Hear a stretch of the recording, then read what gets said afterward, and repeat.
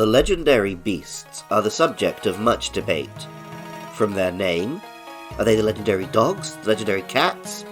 That's why I stick to beasts. To their species, I happen to think they represent more or less a tiger, a lion, and a wolf, major man-eating predators that menaced man in prehistory. To their in-game origins, the three legendary beasts are supposedly a trio of Pokémon who died when the burned tower was ablaze, and were revived by Ho-Oh. Some speculate that they were the fire, water, and electric Eevee evolutions, before this magical incident, while others speculated they were some new Pokémon, some Pokémon that was never before seen.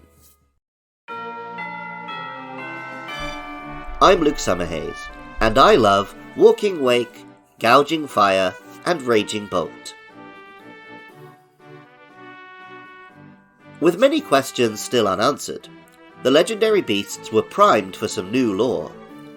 In the initial release of Pokémon Scarlet, a library book hinted at possible new clues. A creature in the Scarlet Book, which looked like a combination of all three beasts into one monster.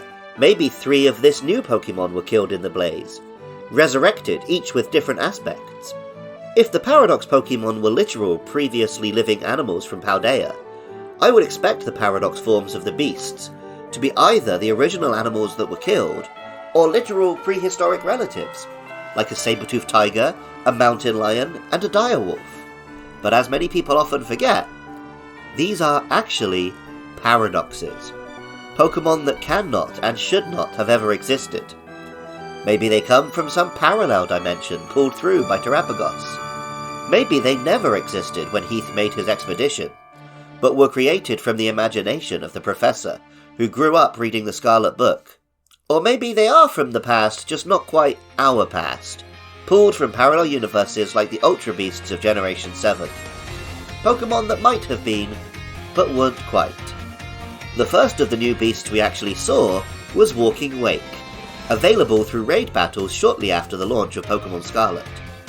Walking Wake resembles Suicune in its colour scheme, head crest and billowing cloud-like mane, but it stands like a Tyrannosaurus or other bipedal dinosaur. Pokémon Scarlet tells us, "This ferocious creature is shrouded in mystery. It's named after an aquatic monster mentioned in an old expedition journal." And Pokémon Violet says, "It resembles an illustration published in a paranormal magazine, said to be a depiction of a super ancient Suicune." Of course, wolves did not directly descend from dinosaurs, though they did share a common ancestor many millions of years before the dinosaurs, before mammals separated from reptiles. That said, if the legendary beasts represent the deadliest animals which humans existed alongside, dinosaurs are among the most incredible that came before us. Walking Wake, like Suicune before it, lives up to this fearsome reputation. It has a solid typing with water and dragon, it hits hard and fast without sacrificing its ability to take a hit, and it has the unique move Hydro Steam, which deals high water damage even during the ubiquitous bright sunlight of the Generation 9 competitive scene. Our next dinosaur in the Pokédex is Gouging Fire, a paradox form of Entei. Its head crest is expanded to something like that of a Triceratops, and the back crest perhaps akin to a Stegosaurus. But overall, it's still much like Entei in body shape, and perhaps the least dinosaurian of the three paradox beasts. Pokémon Scarlet tells us, "There are scant few reports of this creature being sighted. One short video shows it rampaging and spouting pillars of flame." Pokémon Violet tells us, "It resembles an eerie Pokémon once shown in a paranormal magazine. That Pokémon was said to be an Entei regenerated from a fossil." Historically, Entei has had the least successful competitive career of the three legendary beasts, owing to the fragility of fire types.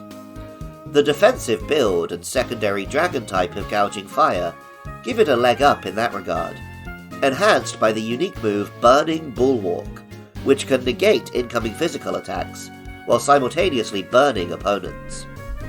The original Entei was always associated with volcanoes, and Gouging Fire is no different. It's an appropriate motif for the Jurassic period, which saw an incredible amount of volcanic activity. This extra volcanic activity created greenhouse gases and made the climate of the period hotter overall, resulting in the ice caps melting entirely. At that time, the North and South Poles were covered by dense rainforests, and the world overall was regularly hit by rain and storms, as represented by Walking Wake and Raging Bolt. Raging Bolt is the most ridiculed of the three, a Raikou with extended neck that puts its head above its own little storm cloud, and makes it a sauropod dinosaur. It is ridiculous, but in its own way it makes sense, resembling the Brontosaurus, a dinosaur whose name means thunder lizard. Pokémon Scarlet tells us, "It's said to incinerate everything around it with lightning launched from its fur. Very little is known about this creature." While Pokémon Violet says, "It bears resemblance to a Pokémon that became a hot topic for a short while after a paranormal magazine touted it as Raikou's ancestor." Like all the Pokémon Scarlet Paradox Pokémon, Raging Bolt and the other beasts are boosted in the sunlight. Raging Bolt has obscene attack even without this bonus, and with a chunky amount of HP, and the unique move Thunderclap that sneaks in before opponents' moves, it could deal serious damage for a long time. These prehistoric monsters all thriving in the heat makes sense.